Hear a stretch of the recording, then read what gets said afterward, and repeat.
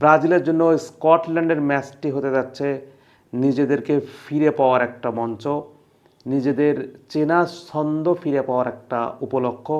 নিজেদের সেরা ছন্দে থাকলে ব্রাজিল কেমন করে সেটিও কিন্তু এই ম্যাচে আমরা দেখতে চলেছি।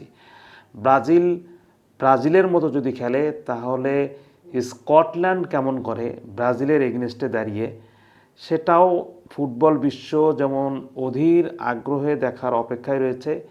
একই সঙ্গে এই ম্যাচে নেইমারকে মাঠে নামাবেন কিনা কার্লো আনচেলত্তি, ব্রাজিলের ইতালিয়ান কোচ, সেটিও কিন্তু একটা দেখবার বিষয়।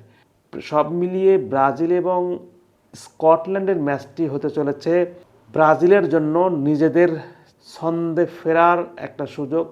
যদিও সেই ছন্দ হাইতির বিপক্ষে ফিরেছে বলে অনেকে মনে করলেও যারা ব্রাজিলিয়ান সমর্থক কিংবা ব্রাজিলিয়ানরা এখনও মনে করেন না যে ব্রাজিল সেই ছন্দে ফিরেছে।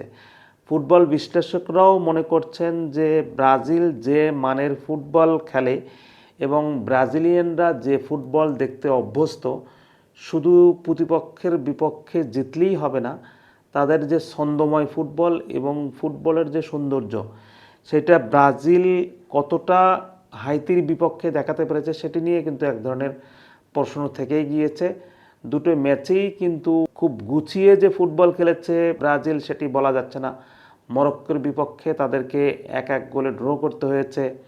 মরক্কো কঠিন পরীক্ষা নিয়েছে ব্রাজিলের, সেখান থেকে 1 পয়েন্ট। এবং হাইতির বিপক্ষে আপনারা জানেন যে হাইতি ক্যারিবিয়ান অঞ্চলের দেশ, হাইতি অতটা বড় দল নয়, কিন্তু সেই হাইতির বিপক্ষেও ব্রাজিল যে ছন্দময় ফুটবল বা গুছিয়ে ফুটবল খেলাটা ব্রাজিলিয়ানদের পা থেকে দেখা যায়নি। তবে স্কটল্যান্ডের বিপক্ষে ব্রাজিলের মতো খেলবে কিনা সেটি আসলে ব্রাজিলিয়ান যারা সমর্থক রয়েছে তারা অধীর আগ্রহে অপেক্ষা করছে এই ম্যাচটিতে আসলে কেমন করে ব্রাজিল।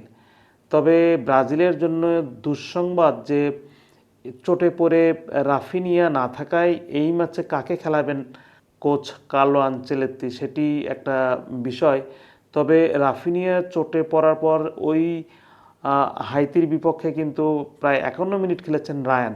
তবে ফুটবল বিশ্লেষকের অনেকেই বলছেন যে রাফিনিয়ার জায়গাটা নিতে পারেন লুইস হেনরিক। অন্যদিকে যদি স্কটল্যান্ডের কথা বলি, স্কটল্যান্ড ব্রাজিল 10 বারের দেখায় একবারও জিততে পারেনি। স্কটল্যান্ড ল্যাতিন আমেরিকার যে দলগুলো রয়েছে তাদের বিপক্ষেই আসলে জিততে পারেনি, ব্রাজিল তো দূরের কথা। তো সেই জায়গা থেকে স্কটল্যান্ড কতটা প্রতিরোধ গড়তে পারে সেটাও একটা দেখার বিষয়। তবে স্কটিশরা কিন্তু ইংলিশ প্রিমিয়ার লিগে খেলে থাকেন, তাদের অভিজ্ঞতার যে ঝুলি সেটি কিন্তু দুর্দান্তই বলা চলে। আর ইউরোপিয়ান ফুটবল সবসময়ই পাওয়ার ফুটবল খেলে থাকে, তারা যে খুব সহজেই ব্রাজিলকে এই ম্যাচে জিততে দেবে সেটিও কিন্তু বলা যাচ্ছে না। তবে নেইমারকে নিয়ে এই ম্যাচে একটা আবহ তৈরি হয়েছে। দীর্ঘদিন পর অর্থাৎ 3 বছর পর নেইমার হয়তোবা এই ম্যাচ দিয়েই কামব্যাক করবেন, যদি কোচ মনে করেন তাকে দ্বিতীয়ার্ধে কিংবা স্বল্প সময়ের জন্য হলেও মাঠে নামানো। এবং সেই সুযোগটা ইতিমধ্যেই তৈরি হয়েছে। রাফিনিয়া চোটে পড়ে বাইরে চলে গিয়েছেন, তার জায়গায় হয়তোবা হেনরিক খেলবেন।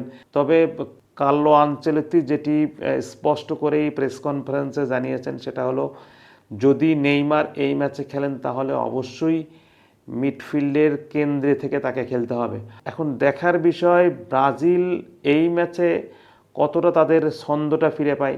আগের 2 ম্যাচে তাদেরকে এই চেনা ছন্দের যে ব্রাজিলকে আমরা দেখি সেই ব্রাজিলকে আমাদের চোখে পড়েনি। এই ম্যাচে ব্রাজিল কি পারবে তাদের চেনা ছন্দে ফিরে পেতে?